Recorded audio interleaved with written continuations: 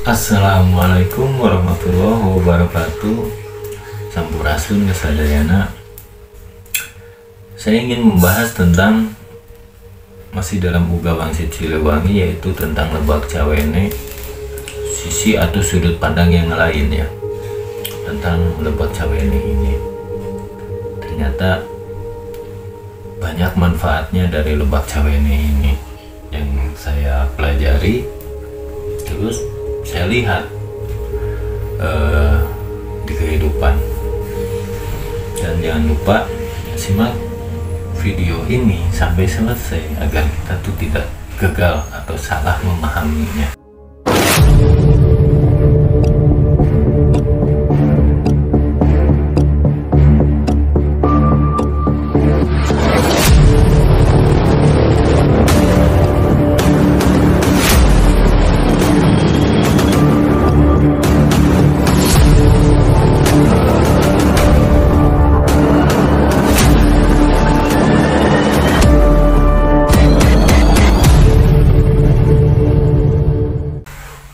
Pelajari lagi, olah lagi ya, bareng-bareng kita sambil belajar dan berbagi agar keinginan leluhur itu kita bisa ibaratnya tercapai. Kita bantu agar keinginan leluhur ini menjadi nyata gitu.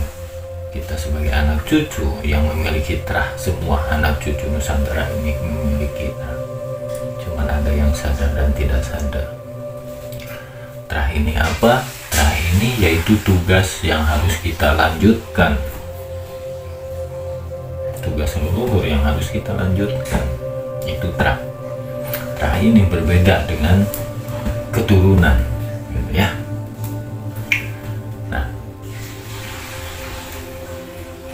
Kita lanjut saja ke Lebak Cawene. Tapi sebelum kita ke Lebak Cawene, alangkah baiknya kita membahas tentang terah dulu. Begini, saya kasih contoh kenapa terah berbeda ya. Terah ini berbeda dengan keturunan. Kalau keturunan kan ibaratnya darah daging ya. Kalau terah ini seperti tugas gitu. Ibarat yang gampang lah, presiden misalkan, dari SBY ke Pak Jokowi, mereka kan tidak satu darah tapi satu terah, yaitu sama-sama menjalankan sebagai pemimpin atau seorang presiden gitu. Cuman dalam menjalankan terah ini ada yang sukses, ada yang enggak gitu. Jadi tugas terah itu meneruskan tongkat estafet, itu terah gitu. Bukan yang disebut darah daging. Banyak orang yang tahu tuh terah itu darah daging. Bukan, terah itu yaitu meneruskan tongkat estafet meskipun berbeda darah, berbeda garis keturunan gitu ya. Nah, apa hubungannya dengan Lebak Cawene? Jadi begini, kalau manusia keturunan Nusantara ini mengetahui dan ingin belajar tentang adiluhurnya ajaran-ajaran Nusantara ini, ajaran leluhur kita, mereka tidak akan saling ribut, tidak akan saling salah menyalahkan, tidak akan saling mencari benar atau salah gitu. Karena hakikat benar atau salah yaitu satu. Apa manfaat dibalik itu semua? Di antara benar dan salah hanya satu jawabannya, yaitu manfaat.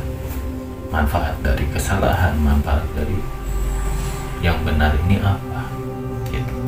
Dari yang salah kita akan tahu manfaatnya, yang benar kita akan tahu manfaatnya.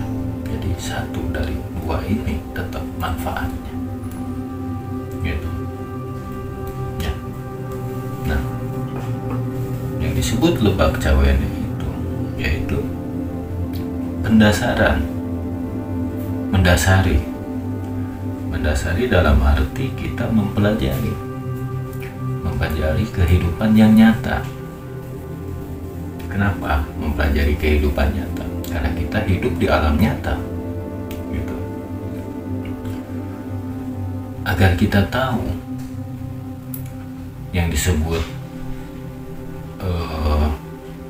kita harus apa yang tadi bilang trah itu, agar kita bisa menjalankan trah ini, kita kan harus menjaga adat istiadat budaya para leluhur kita, gitu kan. Itu yang disebut Lebak Cawene. Karena kalau kita tidak mendasari kembali yang disebut pembangunan, nah sekarang kan ibaratnya Nusantara ini pembangunannya rusak, gitu. Pembangunan di sini dalam arti adat budayanya banyak yang orang menjadi gagal paham, salah paham, malah justru lebih percaya ke ajaran luar dibanding yang ada di Nusantara ini. Kita ambil contoh suatu agama mengajarkan kita tidak boleh musyrik, begitu kan? Karena musyrik itu sudah menduakan Tuhan. Nah, gitu kan? Tapi kenapa banyak pengikut ajaran luar, maaf dalam kutip, pada bodoh gitu?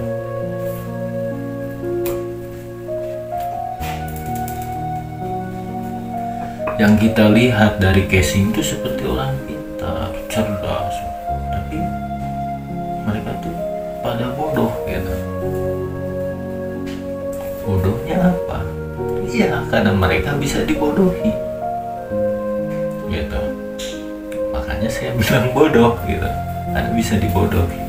Bukan berarti saya merasa pintar, hanya saja saya ibaratnya bisa berpikir gitu. Seperti siapa yang sedang ramai saja, kita ambil yang sedang ramai saja gitu. Tentang musyrik ini, menduakan Tuhan ini,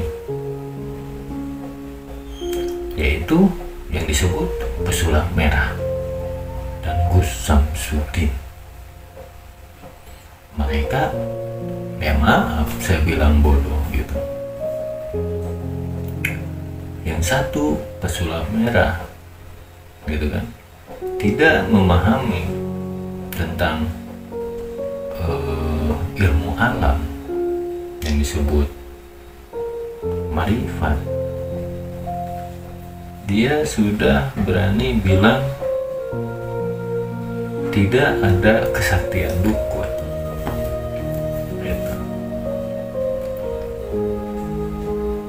Jadi dia emang ingin ibaratnya meluruskan, mengedukasi gitu kan. Tapi edukasinya dengan ego, dengan hawa nafsunya. Ya akhirnya begini, kita mengedukasi dengan hawa nafsu. Begitu. Saya percaya ada ilmu ibaratnya menyembuhkan non medis dengan energi. Saya percaya karena saya pribadi juga bisa mengobati tersebut, mengobati orang yang kena santet, orang yang kena guna gitu kan, bahkan sampai mengobati orang yang terluka hatinya atau yang tertutup batinnya, orang yang ibaratnya sedang tersesat.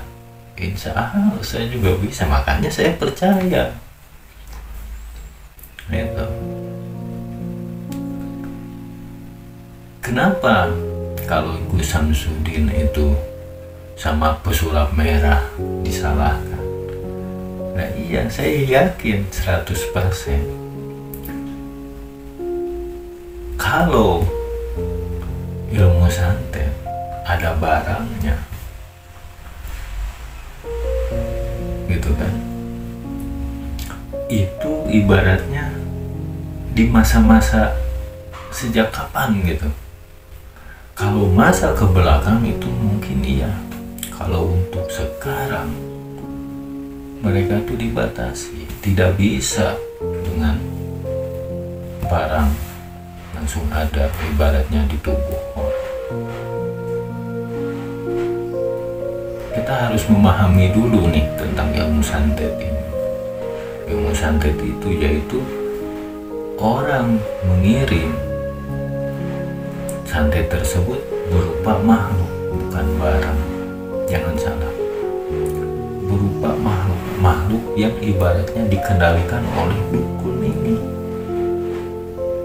Saya juga dukun karena saya bisa mengobati, tapi dukun yang di sisi ini, dukun yang ibaratnya menggunakan hawa nafsunya karena ingin mengejar dunia yang disebut bayaran.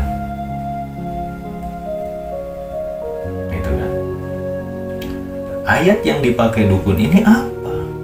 Ya sama. Kalau bukan mantra tetap ada yang ada dalam Quran.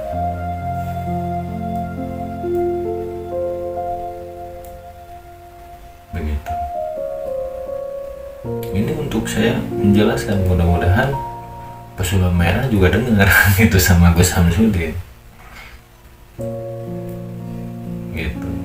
Saya tidak mendukung keduanya karena menurut saya keduanya sedang dalam ibaratnya sedang dalam cengkeraman sesuatu yang ibaratnya bisa menyesatkan banyak orang, keduanya ini gitu. Kalau Gus Samsudin ini saya nggak percaya. Kalau ilmu Allah saya percaya, yang disebut karomah saya percaya. Tapi kalau dia mengeluarkan santet ibaratnya seperti keris atau barang-barang yang ada di tubuh manusia atau pasiennya, saya tidak percaya seperti itu. Karena saya pribadi belum pernah mengalami yang seperti itu. Makanya saya tidak percaya. Kalau saya sudah mengalaminya baru saya percaya. Saya berbicara sesuai pengalaman saya. Karena saya tidak mau jadi fitnah.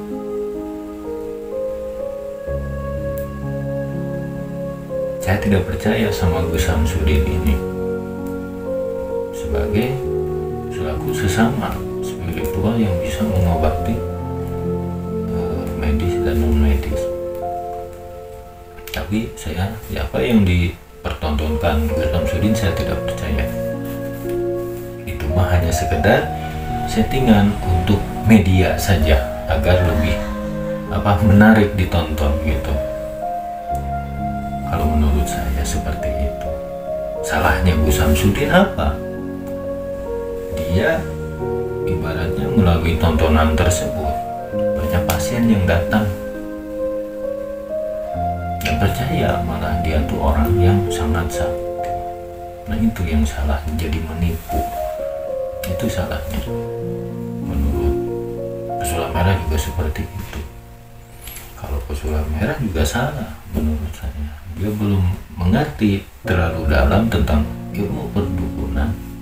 Dia sudah berkuar-kuar dan menghubung-hubungkan dengan ilmu sulapnya itu. Nah itu yang salahnya, itu seperti itu. Ilmu sulap dilawankan dengan mistik gitu. Kalau sulap kan jelas membodohi, trik. Bisa juga disebut seni kan itu. Nah, intinya kemana mereka dua ini? Kenapa saya bilang dalam genggaman? Mereka ini secara tidak sadar mereka sudah musyrik.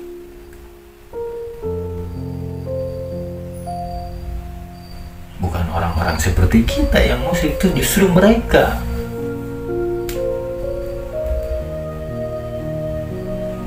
mereka tuh secara tidak sadar sudah menuhankan profesinya masing-masing. Mereka nih sudah musyrik. Pesulap Merah dan Gus Samsudin ini sudah musyrik keduanya. Lalu menuhankan profesinya masing-masing, merasa benar. Tidak sadar, harusnya cari jalan keluarnya. Di balik kejadian tersebut tuh harus apa? Apa mereka tidak ngerasa di balik kejadian ini nama mereka tuh lebih terkenal, gitu kan? Lebih terkenal, lebih tahu nih pada. Nah itu kan cara Allah, cara yang Maha Esa mengangkat pamor mereka. Jangan sampai yang satu terpuruk, yang satu naik. Harus sama-sama naik. Harus sama-sama bisa mengais rezeki bareng-bareng. Segera berdamai. Kalau iya yang dipertontonkan Gus Samsudin ini ibaratnya hanya sekedar tontonan untuk menarik agar ibaratnya ramai gitu, menarik ditonton lah gitu, hanya sekedar untuk konten, jujur saja gitu. Jangan keduanya ini mengikuti egonya masing-masing. Nah ini menjadi musyriknya di sini. Mereka tuh seolah-olah menuhankan profesinya. Yang disebut Dajjal itu juga seperti itu. Nah ini yang disebut Dajjal ingin diakui Tuhan tuh sistemnya yang seperti ini. Pesulap Merah dan Gus Samsudin ini gitu. Jika ingin saya jelaskan yang lebih jelas, mungkin pembahasan ini bisa berjam-jam gitu kan. Saya insya Allah bisa menjelaskan dengan detail mereka ini gitu. Kenapa bisa disebut musyrik, menuhankan profesinya masing-masing. Saya bisa menjelaskannya, tapi kalau misalkan dijelaskan di konten ini bisa habis berjam-jam, karena dalam suatu pembahasan kan harus sebenarnya lebih panjang. Karena kalau ilmu dalam marifat ini kita harus mendetail menjelaskannya agar yang mendengarkan bisa memahami juga kan. Mungkin yang sudah paham, yang sudah tahu akan mengerti apa yang saya sampaikan gitu. Nah itu kan lebak cabai ini pentingnya. Seperti mereka yang berbaju agama dan juga ibaratnya yang modern, mereka kan sudah lupa pada jati diri mereka masing-masing, bahwa mereka itu anak cucu Nusantara ini sudah diadu domba oleh kekuatan yang disebut kekuatan Dajjal gitu. Nah di sini saya ingin memberikan satu masukan.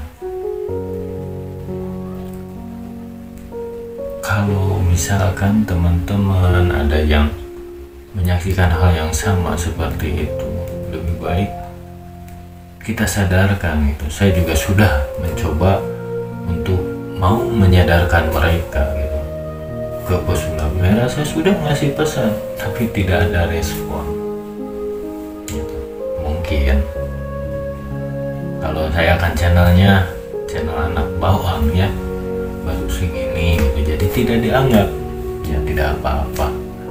Namanya juga ibaratnya hanya sekedar ingin memberi masukan sesuai pengetahuan saya gitu kan. Tapi kalau tidak dianggap, tidak diterima, ya tidak apa-apa. Itu berarti bukan rezekinya gitu kan. Ketika datang bantuan dari Yang Maha Kuasa itu kan bisa lewat siapa saja ya. Mungkin bisa mengerti. Wassalamualaikum